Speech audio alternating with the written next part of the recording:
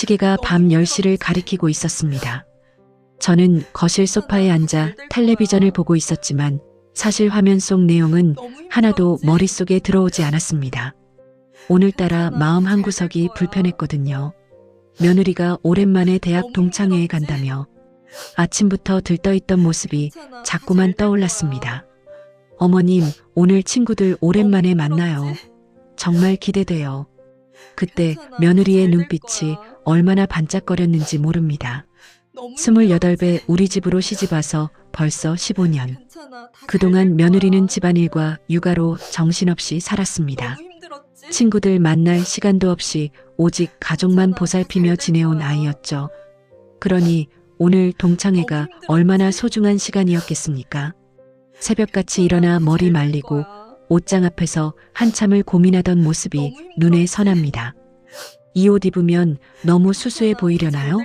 하며 제게 물어보던 며느리에게 저는 웃으며 말했습니다. 그 옷이 제일 예뻐. 자신감 가지고 가렴. 며느리는 환하게 웃으며 집을 나섰습니다. 하지만 왜일까요? 저는 오후부터 계속 불안했습니다. 아무 이유 없이 가슴 한쪽이 답답하고 자꾸만 현관문을 바라보게 되더군요. 보통 때 같으면 나이 들어 쓸데없는 걱정만 늘었나 하고 웃어넘겼을 텐데 오늘은 달랐습니다. 마치 무언가 좋지 않은 일이 생길 것 같은 예감이랄까요? 그렇게 시간이 흘러 밤이 되었습니다. 현관문이 열리는 소리가 들렸습니다. 저는 반사적으로 고개를 돌렸죠. 왔구나 하고 밝게 인사하려던 제 입이 그대로 굳어버렸습니다. 며느리의 모습이 아침에 나갈 때와는 완전히 달랐습니다. 어깨가 축 처져 있었고 발걸음은 무거웠습니다. 무엇보다 코끝이 새빨갛게 부어올라 있었고 눈가는 물기로 젖어 있었습니다. 화장이 번진 흔적도 보였죠.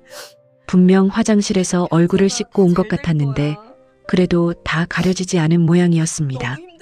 다녀왔습니다. 며느리의 목소리는 갈라져 있었습니다. 평소 밝고 또렷하던 목소리가 아니었어요. 간신히 참고 있는 듯한 금방이라도 울음이 터질 것 같은 그런 목소리였습니다. 신발을 벗는 며느리의 손이 떨리고 있었습니다. 현관에 신발을 가지런히 놓던 아이가 오늘은 그냥 툭 벗어놓더니 고개를 푹 숙인 채 안으로 들어왔습니다. 저는 벌떡 일어났습니다. 가슴이 철렁 내려앉았거든요. 얘야, 무슨 일 있었어? 며느리는 고개를 저었습니다. 하지만 그 고개를 젓는 동작조차 힘겨워 보였습니다. 입술을 꽉 깨물고 있는 게 보였어요. 울지 않으려고, 소리 내지 않으려고 애쓰는 모습이 너무나 역력했습니다. 아무것도 아니에요. 정말. 며느리의 목소리가 떨렸습니다. 그리고는 그대로 제 앞에 주저앉아 버렸습니다. 무릎에 얼굴을 묻고 어깨가 들썩이기 시작했죠. 그 순간 저는 알았습니다. 이 아이가 얼마나 큰 상처를 받았는지, 얼마나 참고 또 참다가 이렇게 무너져 버렸는지. 15년을 함께 살면서 며느리가 제 앞에서 우는 모습을 본 적이 거의 없었습니다. 시집살이가 힘들 때도, 아이들 키우느라 지칠 때도 이 아이는 항상 웃으며 괜찮아요라고 말했습니다. 그런 아이가 이렇게 무너져 내린다는 것은 정말 견디기 힘든 일이 있었다는 뜻이었습니다. 저는 천천히 며느리 곁에 앉았습니다. 그리고 떨리는 어깨를 가만히 감싸 안았습니다. 얘야, 시어머니한테는 말해도 돼. 무슨 일이 있었는지 말해줄래? 하지만 며느리는 계속 고개만 저었습니다. 창피해요. 너무 창피해서 말도 못하겠어요. 며느리의 목소리에서 수치심이 느껴졌습니다. 무언가 자존심에 큰 상처를 입은 것 같았습니다. 제 가슴이 쿵쿵 뛰기 시작했습니다. 분노가 아니라 안타까움과 걱정이 뒤섞인 그런 떨림이었습니다. 도대체 무슨 일이 있었기에 저렇게 밝던 아이가 저렇게 돌아왔을까? 저는 며느리의 등을 천천히 쓰다듬으며 생각했습니다. 이 아이를 이렇게 만든 것이 무엇인지 반드시 알아내야겠다고. 그리고 다시는 이런 일이 일어나지 않도록 해야겠다고. 그때 며느리가 가방에서 휴대폰을 꺼냈습니다. 화면을 보는 며느리의 얼굴이 더욱 일그러졌습니다. 무언가 메시지가 온 것 같았는데 며느리는 핸드폰을 던지듯 가방에 다시 넣어버렸습니다. 어머님, 저 방에 좀 있을게요. 며느리가 비틀거리며 일어섰습니다. 저는 며느리의 팔을 붙잡았습니다. 잠깐만 얘야. 혼자 있지 마. 시어머니랑 같이 있자. 하지만 며느리는 괜찮아요. 정말 괜찮아요. 하며 방으로 들어가 버렸습니다. 문이 닫히는 소리가 들렸습니다. 그리고 곧 방 안에서 흐느끼는 소리가 새어나왔습니다. 저는 그 자리에 그대로 서 있었습니다. 주먹을 불끈 쥐고 이를 악물었습니다. 대체 누가 우리 며느리를 이렇게 만들었을까? 며느리의 방문 앞에서 한참을 서성였습니다. 안에서는 여전히 울음소리가 들렸습니다.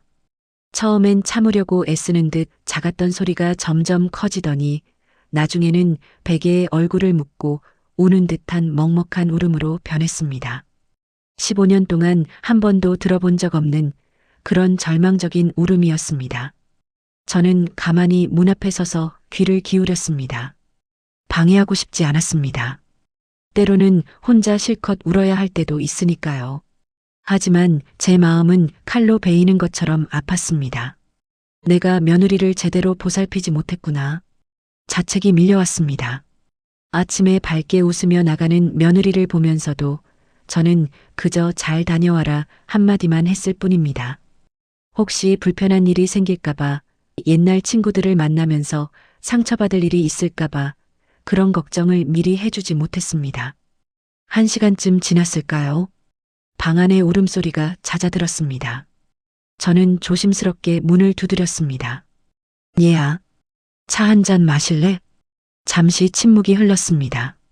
그리고 나직한 목소리가 들렸습니다. 들어오세요. 문을 열고 들어갔을 때 며느리는 침대 끝에 앉아 있었습니다. 눈은 퉁퉁 부어 있었고 얼굴은 눈물로 얼룩져 있었습니다. 손에는 티슈 뭉치를 쥐고 있었고요. 저는 침대 옆에 앉았습니다. 그리고 며느리의 손을 꼭 잡았습니다. 이제 말해줄 수 있겠어? 무슨 일이 있었는지. 며느리는 한참을 망설이더니 천천히 입을 열었습니다. 동창회에 갔는데요. 며느리의 목소리는 여전히 떨리고 있었습니다. 친구들이 다들 너무 달라져 있었어요. 명품 가방 들고 비싼 옷 입고 다들 성공한 것 같아 보였어요. 며느리가 잠시 말을 멈췄습니다. 눈물이 또 차오르는 게 보였습니다. 저는 그냥 평범한 옷 입고 갔는데 다들 저를 보더니 이상한 눈빛으로 쳐다봤어요. 그리고 한 친구가 물었어요. 너 요즘 뭐해? 직장은 다녀? 했죠. 저는 며느리의 손을 더욱 꽉 쥐었습니다. 저는 솔직하게 말했어요. 전업주부야. 시댁 모시고 아이들 키우면서 살아.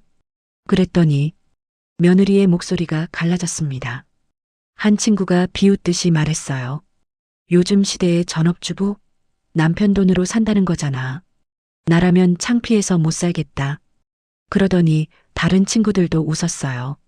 그러게 우리는 다들 커리어 쌓느라 바쁜데 하면서요. 제 손에 힘이 들어갔습니다. 화가 치밀어 올랐습니다. 그게 다가 아니에요, 어머님. 며느리가 눈물을 닦으며 계속 말했습니다. 제일 친했던 친구, 수진이라고 있어요. 그 친구가 저한테 따로 말했어요. 너 진짜 인생 낭비하는 거 아니야? 시집살이 하느라 내 인생은 다 날린 거잖아. 나 같으면 이혼하고 다시 시작할 거야. 하더라고요. 며느리의 어깨가 다시 떨리기 시작했습니다. 저는 아무 말도 못했어요. 그냥 웃고만 있었어요. 근데 너무 창피하고 분해서 화장실 가서 한참을 울었어요. 며느리가 제 손을 꽉 쥐었습니다. 어머님, 저 정말 후회 안 해요. 이 집에 시집 와서 어머님 모시고 아이들 키우면서 사는 거 행복했어요. 근데 오늘 친구들 앞에서 제가 너무 초라해 보이는 거예요. 제가 잘못 산 것처럼, 아무 가치도 없는 사람처럼. 더 이상 참지 못하고 며느리는 다시 울음을 터뜨렸습니다. 저는 며느리를 꽉 안아주었습니다. 가슴이 터질 것 같았습니다. 분노가 치밀어 올랐습니다. 어떻게 감히 우리 며느리에게 그런 말을 할 수 있지. 며느리는 15년 동안 이 집을 위해 자신의 모든 것을 바쳤습니다. 새벽같이 일어나 가족들 식사 챙기고 시어머니인 저를 정성껏 모시고 아이들 학교 보내고 집안일하고 단 하루도 쉬지 않고 살아왔습니다. 그런 며느리를 누가 뭐라고 할 수 있단 말입니까? 전업주부가 창피한 일입니까? 가족을 돌보는 것이 가치 없는 일입니까? 저는 며느리의 어깨를 잡고 똑바로 쳐다봤습니다. 얘야, 잘 들어. 너는 잘못한 게 하나도 없어. 너는 이 세상 누구보다 귀하고 훌륭한 사람이야. 며느리가 고개를 저었습니다. 아니에요. 저는 아무것도 이룬 게 없어요. 아니야. 저는 단호하게 말했습니다. 너는 이 가정을 지켰어. 내 아이들을 훌륭하게 키웠어. 그리고 나 같은 시어머니를 진짜 딸처럼 대해줬어. 이게 얼마나 대단한 일인지 아니? 며느리의 눈에서 또 눈물이 흘렀습니다. 하지만 이번에는 조금 다른 눈물 같았습니다. 그 친구들은 몰라. 진짜 가치가 뭔지. 돈 많이 벌고 좋은 자리에 있는 게 성공이라고 생각하는 거야. 하지만 진짜 성공은 사랑하는 사람들과 행복하게 사는 거야. 그리고 너는 그걸 해냈어. 며느리가 제 가슴에 얼굴을 묻었습니다. 고마워요, 어머님. 정말 고마워요. 저는 며느리의 머리를 쓰다듬으며 생각했습니다. 하지만 이걸로는 부족해. 그 친구들에게 제대로 보여줘야 해. 우리 며느리가 얼마나 대단한 사람인지. 그리고 그때 한 가지 생각이 떠올랐습니다. 며느리의 휴대폰이 테이블 위에 놓여 있었습니다. 저는 조심스럽게 물었습니다. 얘야, 그 친구들 연락처 있지? 며느리가 고개를 들었습니다. 의아한 표정이었습니다. 네, 있긴 한데요. 왜요? 저는 미소를 지었습니다. 하지만 그 미소에는 단단한 결심이 담겨 있었습니다. 시어머니가 할 일이 있어서 그래. 다음 날 아침 저는 평소보다 일찍 일어났습니다. 며느리는 아직 방에서 나오지 않았습니다. 어젯밤 늦게까지 울다가 지쳐 잠들었을 테니 푹 쉬게 해주고 싶었습니다. 저는 조용히 부엌으로 가서 며느리가 좋아하는 미역국을 끓이기 시작했습니다. 국을 끓이면서도 머릿속은 복잡했습니다. 어젯밤 며느리가 했던 이야기가 계속 맴돌았거든요. 특히 그 수진이라는 친구의 말이 귓가에서 떠나지 않았습니다. 이혼하고 다시 시작하라고? 감히 누가 그런 말을? 저는 국자를 휘젓는 손에 힘을 주었습니다. 며느리의 휴대폰을 잠깐 빌려 연락처를 확인했을 때 동창회 단체 채팅방이 있다는 걸 알았습니다. 거기서 나눈 대화들을 보는데 저는 정말 화가 머리끝까지 치밀었습니다. 민지 오늘 왜 저래? 완전 촌스럽던데 키읔키읔. 그러게 시집살이 한다더니 진짜 고생 많이 했나 봐. 남편은 뭐 하는 사람이래? 아내 하나 제대로 못 챙기나. 우리는 성공했는데 민지만 실패한 듯 유유불상. 제 손이 부들부들 떨렸습니다. 이게 친구들이 할 말입니까? 뒤에서 이렇게 험담을 하다니. 며느리 이름이 민지라는 것도 그때 알았습니다.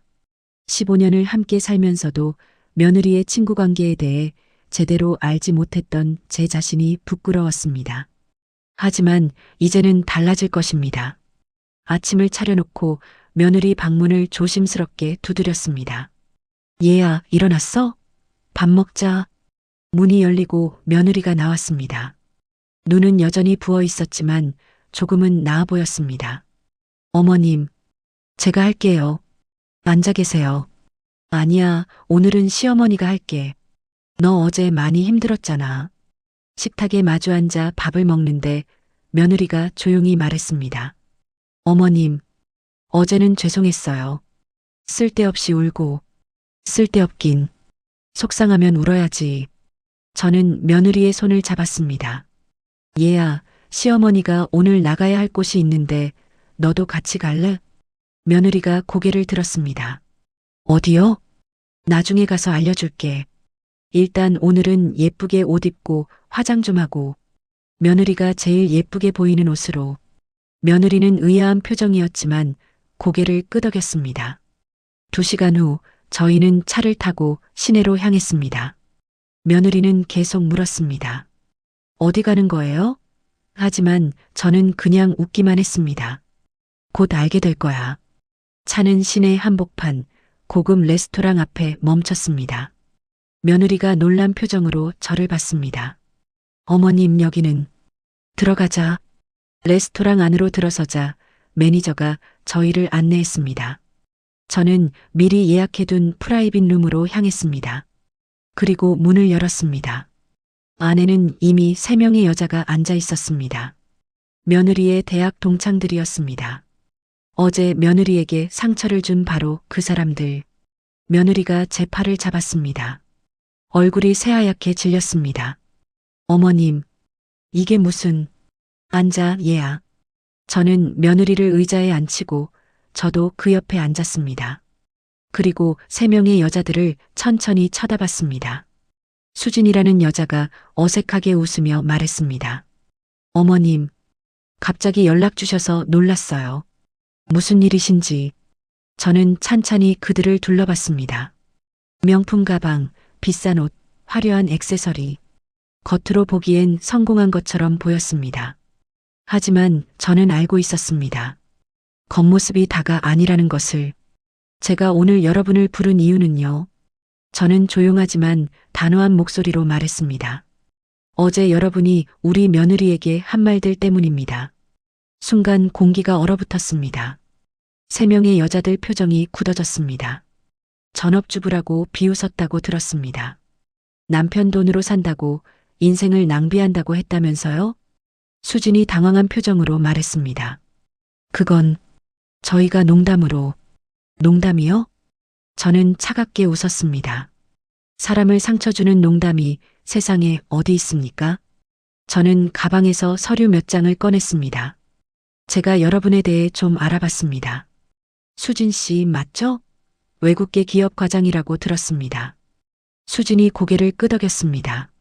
자랑스러운 표정이었습니다. 그런데 회사에서 여러 번 승진 누락됐다던데요? 상사들한테 밉보여서요. 그리고 얼마 전에 팀장 자리 경쟁에서도 떨어졌다면서요? 수진의 얼굴이 창백해졌습니다. 저는 다음 여자를 봤습니다. 은희 씨는 변호사죠? 그런데 남편이 바람 피워서 별거 중이라면서요? 아이는 혼자 키우고 계시고요. 은희라는 여자가 입술을 깨물었습니다. 그리고 지연 씨, 의사시라면서요? 하지만 병원에서 의료사고 문제로 소송당하고 계시죠? 스트레스 때문에 불면증 약 드신다면서요? 3명 모두 아무 말도 하지 못했습니다. 여러분이 그렇게 자랑하는 커리어가 뭔가요? 돈 많이 번다고 좋은 직책에 있다고 해서 행복한 겁니까? 저는 며느리의 손을 잡았습니다. 우리 며느리는 15년 동안 한 가정을 지켰습니다. 아이 셋을 훌륭하게 키웠고 시어머니인 저를 친딸처럼 대해줬습니다. 단 한 번도 불평하지 않고 항상 웃으면서 살았어요. 제 목소리가 떨렸습니다. 감정이 북받쳐 올랐거든요. 이게 가치 없는 일입니까? 이게 인생 낭비입니까? 레스토랑 안은 고요했습니다. 저는 계속 말을 이어갔습니다. 이제는 참을 수 없었습니다. 15년 동안 우리 며느리가 얼마나 헌신했는지 그 진실을 말해줄 차례였습니다. 수진 씨, 은희 씨, 지연 씨, 여러분은 민지가 뭘 했는지 아십니까? 저는 가방에서 사진 몇 장을 꺼냈습니다. 이 사진 보세요. 우리 민지가 새벽 5시에 일어나 가족들 아침 준비하는 모습입니다. 매일 아침이에요. 15년 동안 단 하루도 빠진 적 없이요. 사진을 테이블에 놓자 3명의 여자들이 눈을 내리깔았습니다. 그리고 이건 민지가 아이들 학교 준비물 만들어주는 모습이에요. 밤늦게까지 정성껏 만들어줬죠. 아이들이 학교에서 창피당하지 않게요. 며느리가 제 손을 꼭 쥐었습니다. 눈물이 또 차오르는 게 느껴졌습니다. 이건 민지가 제 병원에 저를 모시고 간 날입니다. 제가 작년에 허리 아파서 수술했을 때 석 달 동안 민지가 매일 병원에 와서 저를 돌봐줬어요. 밤낮 없이요. 제 목소리가 떨렸습니다. 여러분은 부모님이 편찮으실 때 곁에 계셨나요? 아니면 바쁘다고, 회사 일 있다고 간병인 불렀나요? 은희가 고개를 들었습니다. 눈에 눈물이 고여 있었습니다. 어머님, 죄송해요. 저희가 너무 심했어요. 죄송하다고요? 저는 차갑게 말했습니다. 어제 민지가 집에 돌아와서 얼마나 울었는지 아세요? 이 아이가 15년 만에 처음으로 제 앞에서 그렇게 무너져 내렸어요. 친구들한테 상처받아서요. 수진이 고개를 숙였습니다. 정말 죄송합니다. 여러분은 성공했다고 생각하시죠? 좋은 직장 다니고 돈 벌고 사회적 지위 있으니까요. 하지만 진짜 성공이 뭔지 아세요? 저는 며느리를 바라봤습니다. 진짜 성공은 사랑하는 사람들이 여러분 때문에 행복해하는 겁니다. 여러분이 있어서 감사해야 하는 겁니다. 여러분을 진심으로 필요로 하는 겁니다. 며느리가 제 어깨에 머리를 기댔습니다. 우리 민지는 새 아이의 영웅입니다. 아이들이 학교에서 상 받고 오면 제일 먼저 엄마한테 달려가요. 엄마 덕분이야라고 말하면서요. 그리고 저는 민지 없이는 하루도 못 삽니다. 이 아이가 제 진짜 딸이에요. 지연이 눈물을 닦으며 말했습니다. 어머님, 저희가 정말 잘못했어요. 민지한테 사과하고 싶어요. 사과요? 저는 고개를 저었습니다. 사과는 진심일 때만 의미가 있습니다. 여러분이 진심으로 깨달았는지 지켜보겠습니다. 그때 며느리가 조용히 말했습니다. 어머님, 이제 됐어요. 괜찮아요. 안 괜찮아. 저는 단호하게 말했습니다. 얘야, 너는 너무 착해. 하지만 때로는 자신을 지켜야 해. 내가 소중한 사람이라는 걸 알아야 해. 며느리가 눈물을 흘리며 고개를 끄덕였습니다.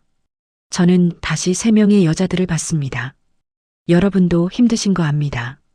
직장 생활 힘들고 가정 문제로 고통받고 계시죠. 하지만 그렇다고 다른 사람을 깎아내려서는 안 됩니다. 특히 친구를요. 수진이 일어나서 며느리에게 다가왔습니다. 민지야, 정말 미안해. 내가 너무 질투했어. 사실 나는 내가 부러웠어. 내가 가족들한테 사랑받는 모습이, 내가 행복해 보이는 모습이. 며느리가 놀란 표정으로 수진을 봤습니다. 나는 회사에서 성공했지만 집에 가면 혼자야. 밤새 일하고 집에 가도 나를 반겨주는 사람이 없어. 그게 너무 외로웠어.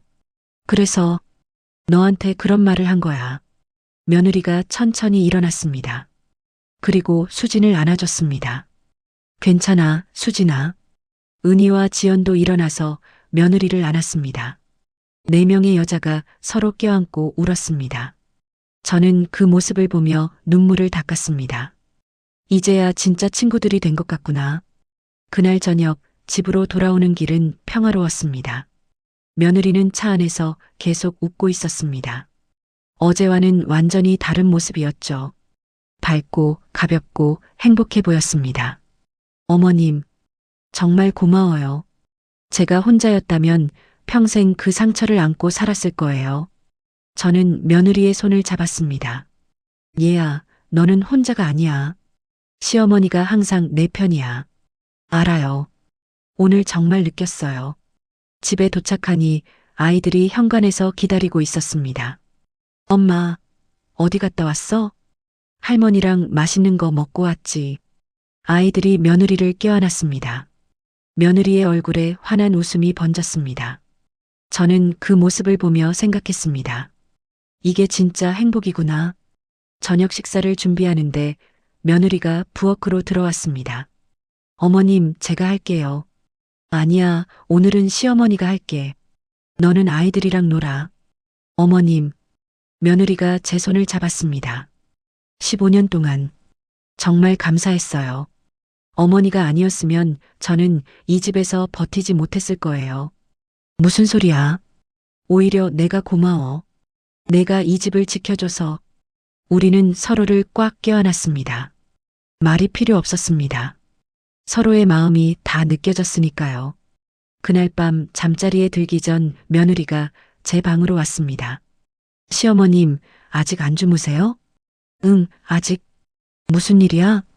며느리가 제 침대 곁에 앉았습니다. 오늘 수진이한테 연락 왔어요. 다음 달에 또 만나자고요. 이번엔 진짜 친구들끼리 편하게요. 그래, 다행이다. 그리고요. 수진이가 말했어요. 내 시어머니 정말 멋지다. 나도 나중에 저런 시어머니가 되고 싶다고요. 저는 웃었습니다. 얘야, 시어머니는 그냥 내가 소중해서 그랬을 뿐이야. 알아요. 그래서 더 감사해요. 며느리가 제 손을 꼭 쥐었습니다. 어머님, 저 앞으로 더 열심히 살게요. 어머님이 자랑스러워 하실 수 있게요. 너는 이미 충분히 자랑스러워. 그 이상 뭘 더 바라겠니?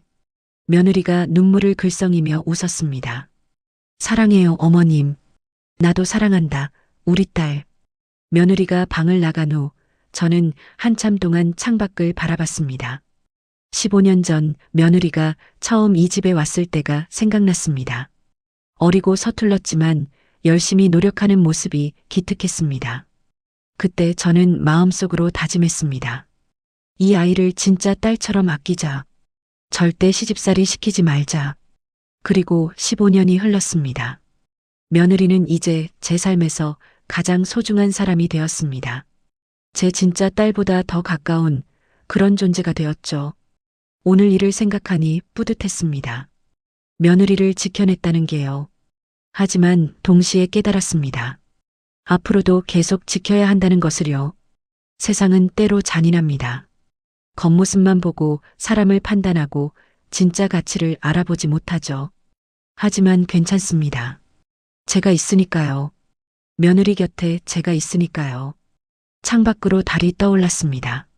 환한 달빛이 방 안을 밝혔습니다. 저는 조용히 중얼거렸습니다. 우리 며느리, 앞으로도 절대 혼자 울게 하지 않을게. 내가 울면 내가 나설게. 내가 힘들면 내가 지켜줄게. 그리고 저는 평화롭게 잠들었습니다. 며느리를 지킨다는 것, 그것은 단순히 편들어주는 게 아니었습니다. 그 아이의 가치를 세상에 보여주는 것이었습니다. 그 아이가 얼마나 소중한 사람인지, 얼마나 훌륭한 사람인지 알려주는 것이었습니다. 그것이 바로 제가 시어머니로서 할 수 있는 최선이었습니다. 그리고 저는 앞으로도 계속 그렇게 할 것입니다. 며느리가 웃을 수 있도록, 며느리가 행복할 수 있도록, 며느리가 자신의 가치를 잊지 않을 수 있도록, 그것이 바로 제 역할이니까요. 사랑하는 며느리를 지키는 것, 그것이 제 인생의 가장 중요한 일이니까요.